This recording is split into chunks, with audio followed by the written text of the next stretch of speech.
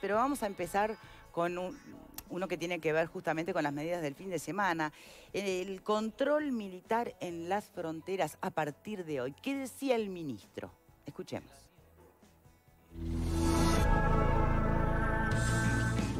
El ministro de Defensa, Javier García, recordó que desde hoy se cerrarán las fronteras hasta el 10 de enero y tendrá solo la excepción del transporte de carga y la ayuda humanitaria o sanitaria. Para el dispositivo que está planteado y que el Parlamento aprobó y que tuvo la iniciativa en el Consejo de Ministros, se van a disponer por parte del Ejército Nacional y la Prefectura Nacional Naval más de 500 efectivos, que van a estar distribuidos por los diferentes puestos de frontera que tiene nuestro país, que como ustedes saben, tienen diferentes características geográficas y, si se quiere, también sociales, sociológicas. Tenemos todo lo que es la frontera de nuestro litoral del río Uruguay, con los puentes que allí existen y que a partir de mañana van a estar vallados, cerrados, y que se va a permitir solo el ingreso para las excepciones que acabamos de decirles. Tenemos también ciudades con puente, donde existe una binacionalidad, y tenemos frontera seca, como es el caso de Rivera, como es el caso del Chuy, como puede ser el caso de Aceguay, como es el caso de Aceguay.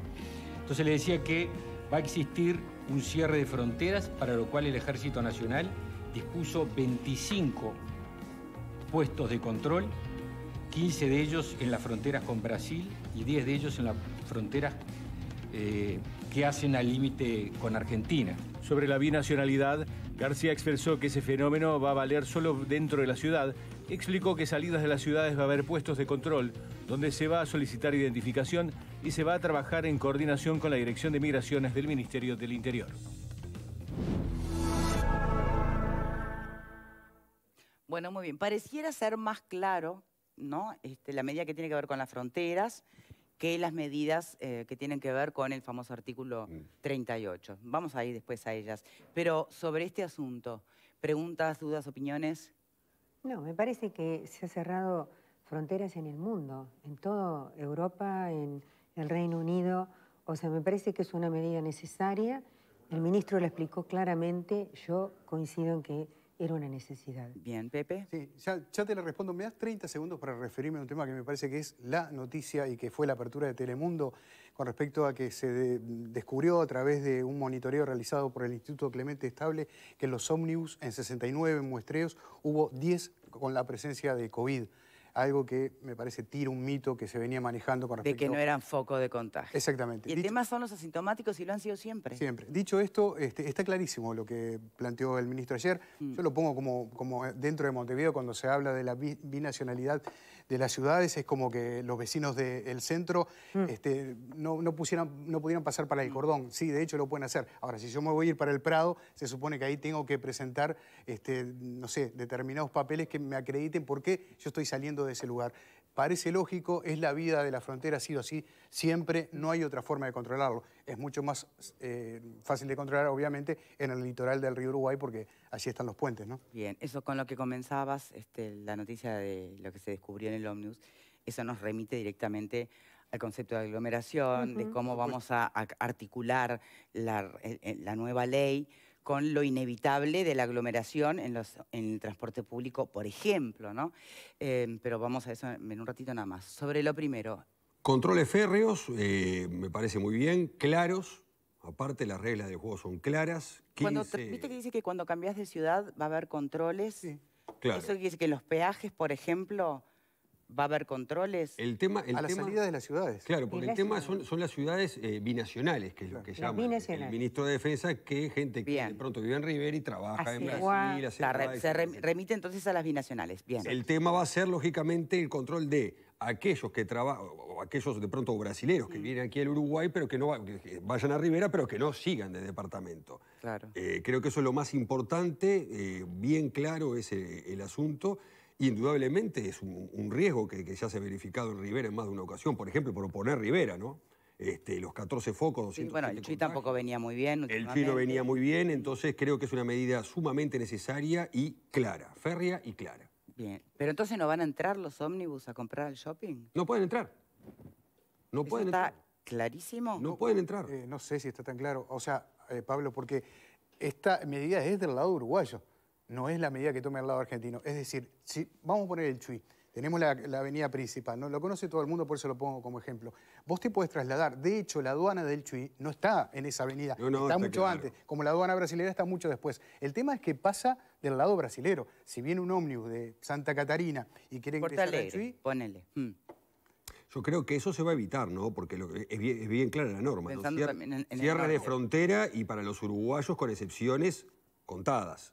Entonces, me parece que los extranjeros, este caso de los ómnibus... Tiene que justificar muy bien. Tienen que justificar, ¿verdad?, que tienen alguna actividad, etcétera, etcétera. Entonces, me parece que a partir de hoy la cosa... Me encantaría, a ver, es un pedido extra para producción porque no estaba previsto, pero a ver si podemos en el correr del programa de hoy confirmar simplemente este dato para tener la información certera.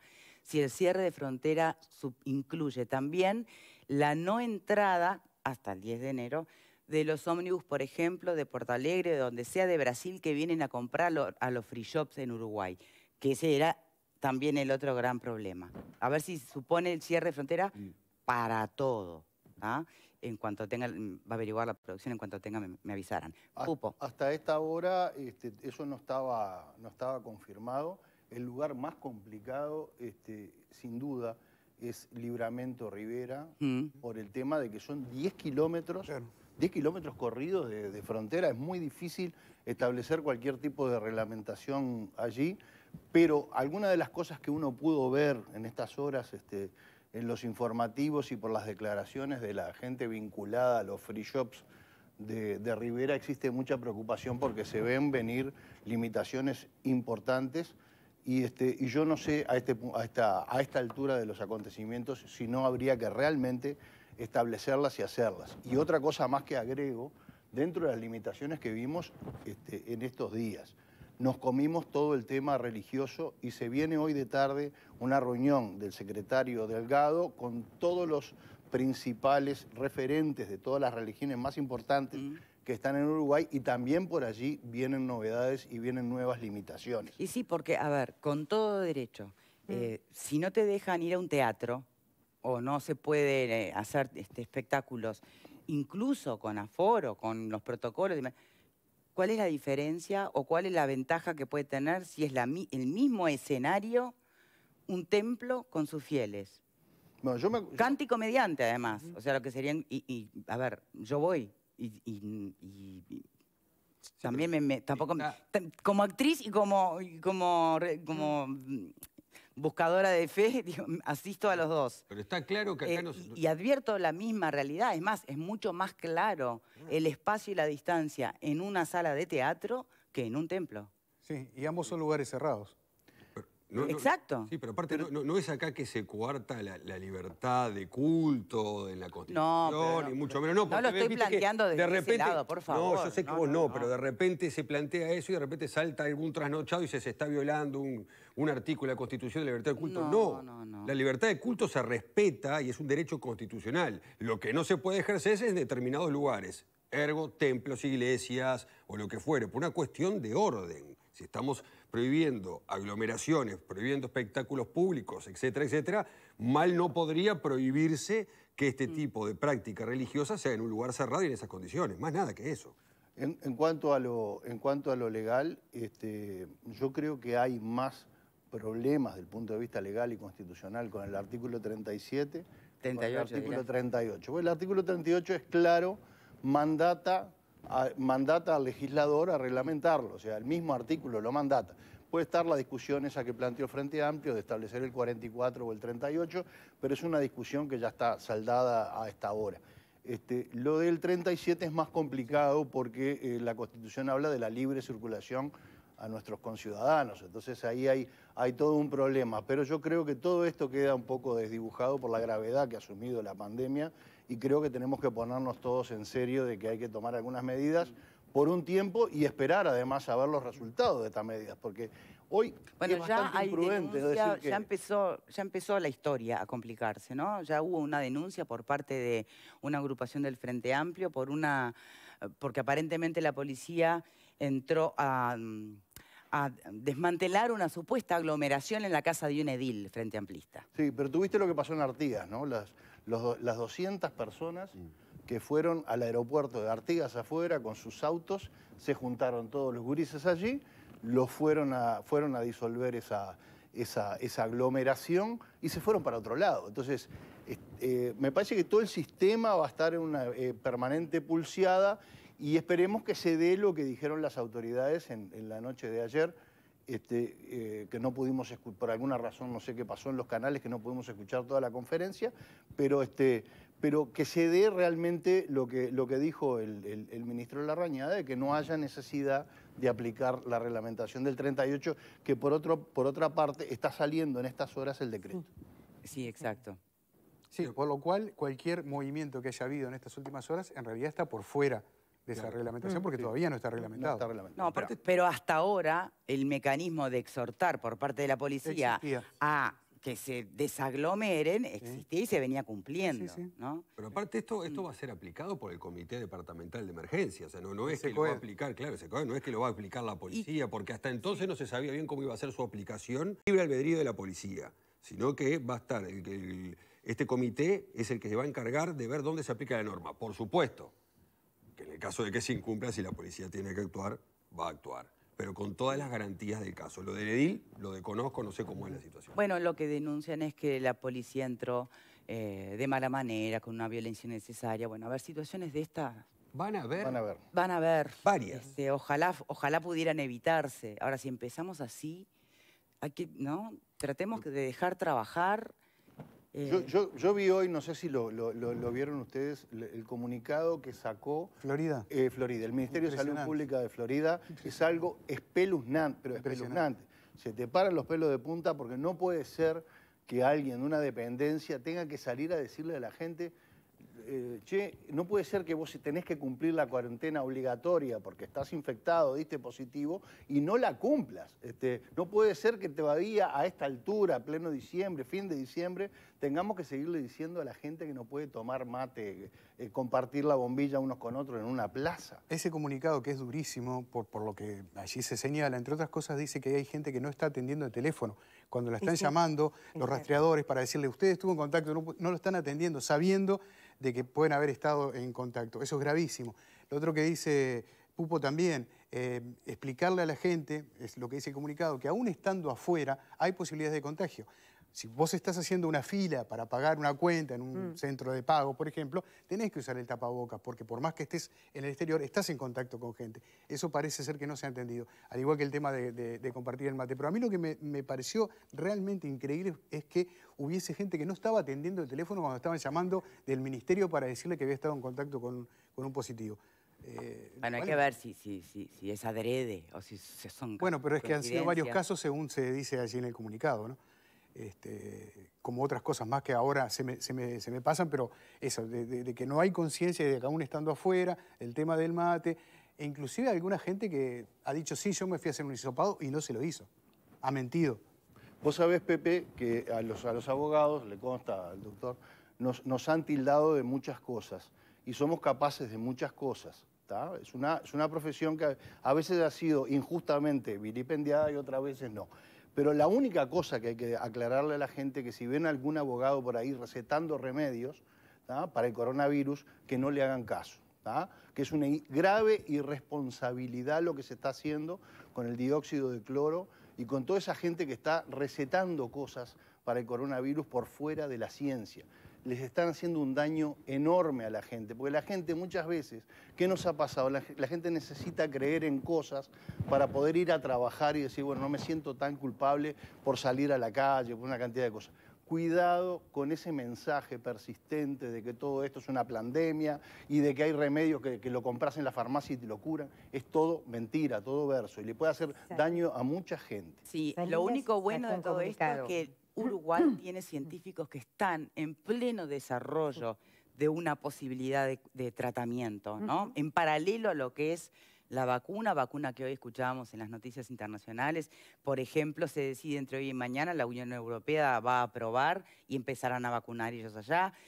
no es la rusa, es otra.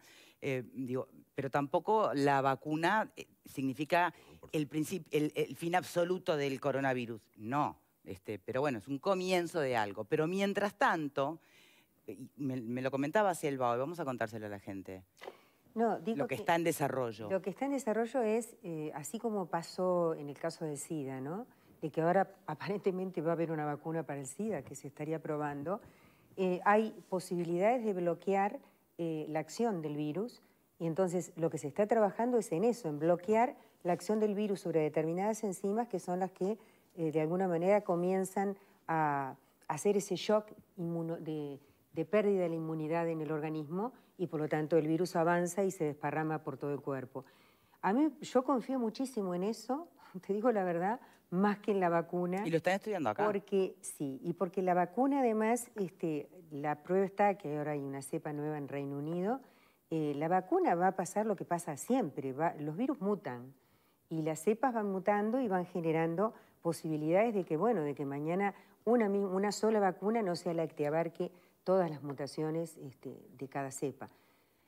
No, yo igualmente, tampoco creer que no va a servir para nada, va a servir para bastante. Claro que sí. Pero de alguna manera, bueno, evidentemente es una enfermedad nueva que está instalada en la humanidad. Es un fenómeno que va a haber que pelearlo en los diferentes frentes. Yo quería insistir sobre algo que dijo Pupo, de que el propio ministro Salinas sacó un comunicado sobre el tema del dióxido de cloro. Sí, que está circulando mucho en las redes. Me parece que está bueno que la gente lo lea, para que de verdad recuerden que el dióxido de cloro fue lo que recomendaba Trump y también Bolsonaro, y se mostraban tomándolo. Es decir, que lean ese comunicado y vean todos los perjuicios para la salud que trae el dióxido de cloro. El tema, ¿sabes cuál es? Que por suerte es una minoría, pero esa minoría de la población mundial, porque no es solo de la sociedad uruguaya, nosotros no somos ajenos a eso, hay un descreimiento con el tema de la pandemia y la pandemia, etcétera, etcétera, que por más que vos le digas que eso te hace mal, que el informe del Ministerio de Salud Pública es claro, que es nocivo, etcétera, etcétera, como no te van a creer, no te van a creer tampoco el informe. Pero es una cuestión ya que lo tienen como asumido, ¿no? Aquellos que dicen que nosotros lo que hacemos simplemente es crear el caos y el miedo porque estamos en una organización internacional para sembrar el terror en la tierra, bla, bla, bla. Bueno, en fin, no te lo van a creer. Pero siempre hay un núcleo duro. Tenés que decirlo. Luego hay una tenés que decirlo. Pero ¿sabes lo que pasa? Que puede ser confundida. El núcleo duro no te va a creer, pero en la periferia está bueno que insistamos. Sí, estoy de acuerdo. Tenemos que hacer la primera pausa y la quiero hacer mandando un abrazo muy grande y muy cálido, y supongo que en nombre de todos, a los familiares de Julio Sánchez Padilla. También me declaró una de las 8. Al final tenían no sé cuántos miles de televidentes, Estadio 1. ¿Cómo no? Supe trabajar con él.